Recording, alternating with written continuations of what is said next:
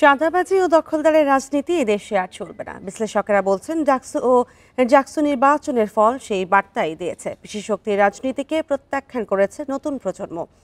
রাজনৈতিক দলগুলোকে তরুণদের আকাঙ্ক্ষা গভীরভাবে গুরুত্ব দিতে হবে বলে মনে করেন তারা। বান্ডেল থাকলে প্রতি সেনমানিতে টাকা বাঁচবে।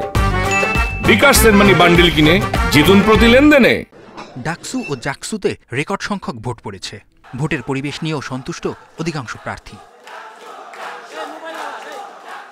শিক্ষার্থীরা বলছেন রাজনীতির ধরন বদলাতে হবে। পেশি শক্তি, চাঁদাবাজি আর টেন্ডারবাজি চলবে না। তারই প্রতিফলন হয়েছে ঢাকা ও জাহাঙ্গীরনগর বিশ্ববিদ্যালয়ে।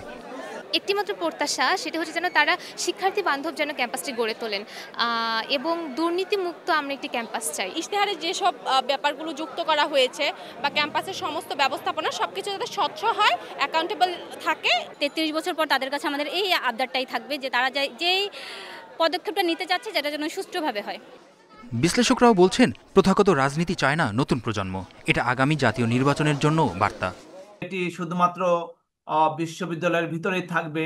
এই নির্বাচনের আবহ বা এই নির্বাচনের প্রভাব বাইরে যাবে না, জাতীয় নির্বাচনে পড়বে না, সেটা আমি বিশ্বাস করি না।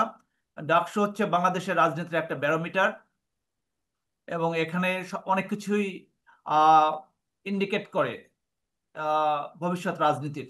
অতীতেও করেছে, ভবিষ্যতেও করবে। ডক্টর দিলারা চৌধুরী বলছেন রাজনৈতিক দলগুলোকে রাষ্ট্রের সংস্কার ও ঝুঁকি উপলব্ধি করতে হবে। পরিবর্তন না হলে টিকে থাকতে পারবে না।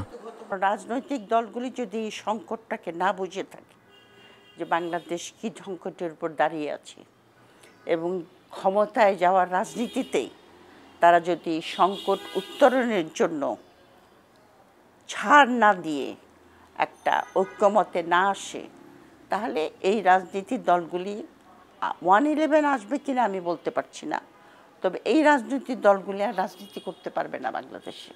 গণঅভ্যুত্থানের মধ্য দিয়ে যে আকাঙ্ক্ষা তৈরি হয়েছে তা দলগুলোকে বুঝতে হবে বলে মনে করেন বিশ্লেষকরা। মেহেদী হাসান, ইন্ডিপেন্ডেন্ট নিউজ, ঢাকা।